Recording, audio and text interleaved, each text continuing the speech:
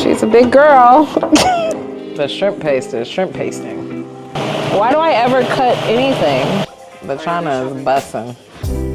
I'm so excited to have you guys here today. So I am at my recipe tester's house. You may not know what that is. Let me tell you.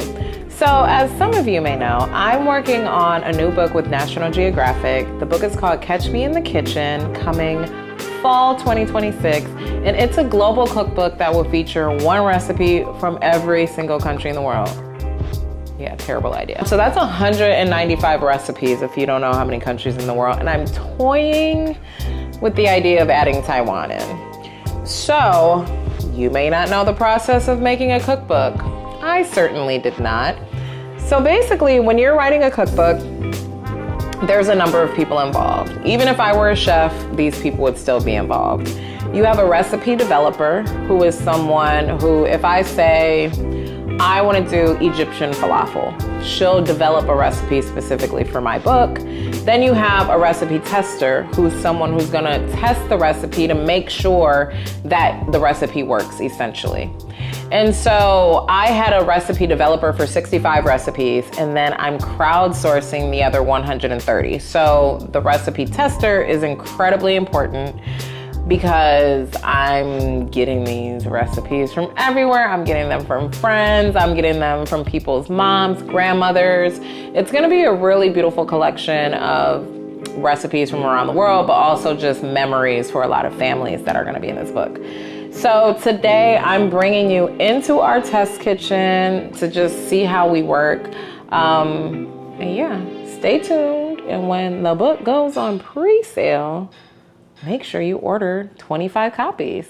Thanks, guys.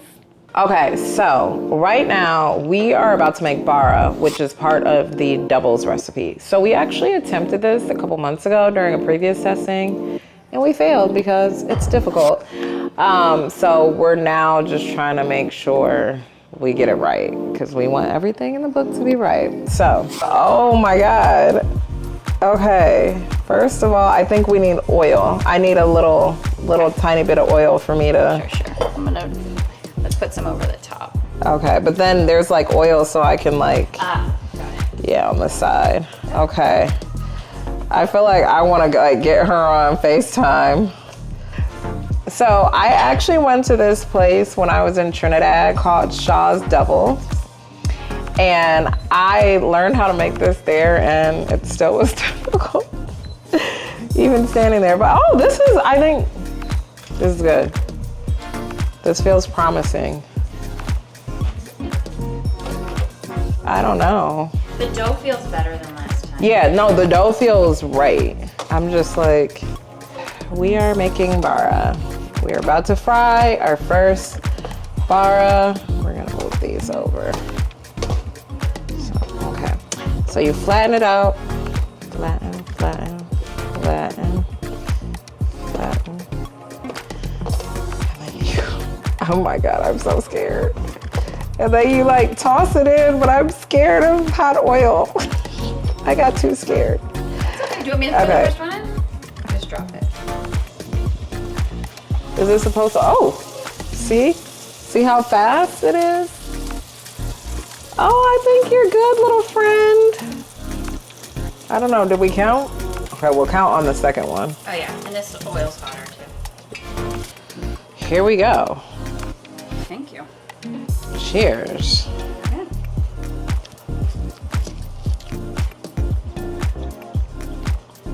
So 15 to 20 seconds aside at 400. Good job. We did it. Taste right? I think it's better.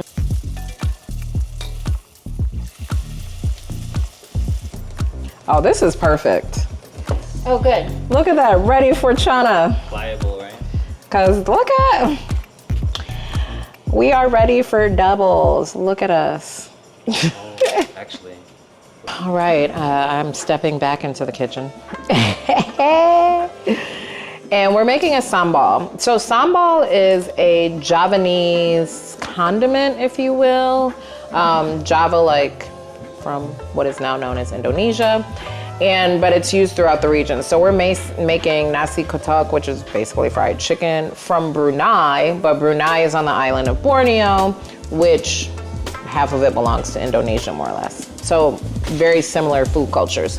So I'm gonna be making the sambal, which is a key part of this dish. And there's lots of peppers. I'm terrified. What's happening here? And I don't know, I've never made it before, but my recipe developer, Layla, created this recipe, so I'm very confident that I can follow it to a T, and it's gonna be perfect. So when I was living in Benin, I lived at a convent, so random. And one day I was in the kitchen and I was cooking, and this nun, she's actually Nigerian, but she was working at a convent in Benin. She basically stuffed this in my mouth because it helps. For that tears? Mm-hmm. Oh wow. Looks better than goggles.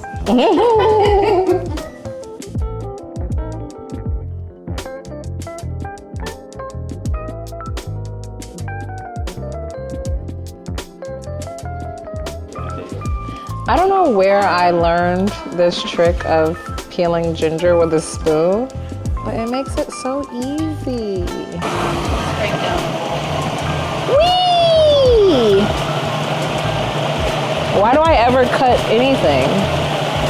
So we are making a sambal.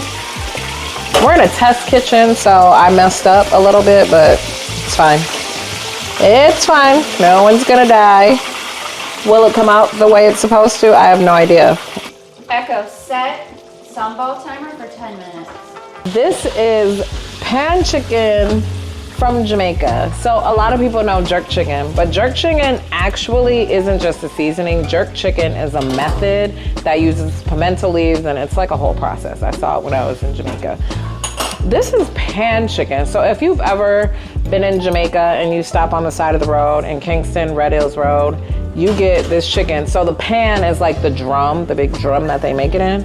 And this, it took me a long time to get one of them to actually give us a recipe, but we got it. It's probably gonna burn our mouths off. But I'm super excited. It really, in the recipe, we're gonna have to put, it calls for white bread. You have to serve it with white bread. Yeah, it's good. Echo, stop timer. And this is the fried chicken. It's gonna be. That goes with this. That seems like a lot of oil, or maybe because there's so much liquid from the onions. It's a lot of liquid. Yeah, now I'm putting them in the oven. So this is the sauce. You pour half the sauce over before they bake. Okay. We're gonna try it. Okay. Oh. Samoan sweet buns. Yeah, I'm excited about that. This is pani popo. I think pani is bread and popo is coconut. Ooh, it's from Samoa.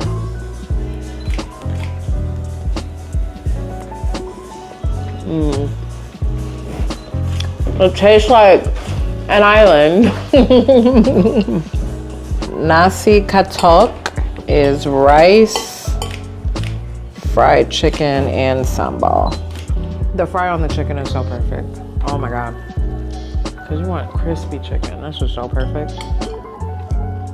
It's spicy. Yeah, I don't think I'm a, yeah.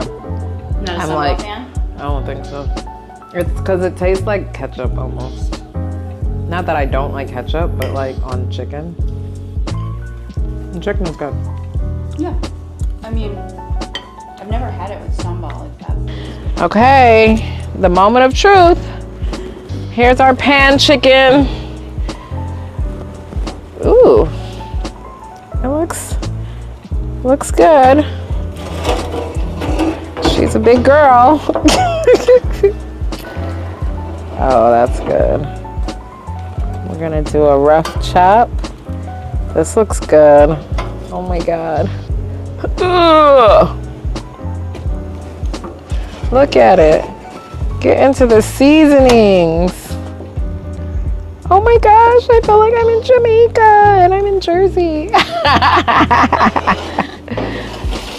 Should we try a little piece? Oh, okay. To make sure we don't get sick. Safety first, kids. Yeah, so we have to let it rest like 10 minutes and then we can. Okay. But it's good. What does that mean? It comes up to temperature. Oh. So it'll the juices redistribute in the meat. Because if you cut it, have you ever cut into like a piece of meat and all the juice comes out? Yeah. It's so sad. Oh, that's it's sad. like all of the moisture. Oh, like you want just, it. You want to keep it in there so it stays moist, doesn't get dry. But it also keeps cooking a little bit. Okay. Okay. I know. Getting that momentum.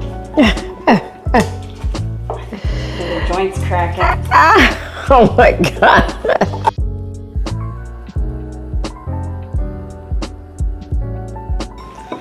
Oh, I'm so excited. I think the grill made it like really nice and charred. Is it usually crispy on the outside like that too? Oh my God. Yeah. I mean, it's usually.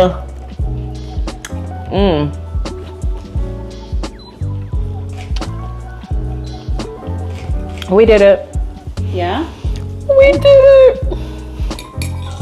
We remade Jamaican pan chicken. I didn't think it was possible. I really didn't think it would happen. This is amazing. You might have to have a grill for this one. Well, that was a successful day of testing recipes. This was actually day 3. We got through 18 recipes, which is absolutely unreal. Bringing my tested recipe total to, I think I'm at 95. So me and my leftovers are out of here. Bye.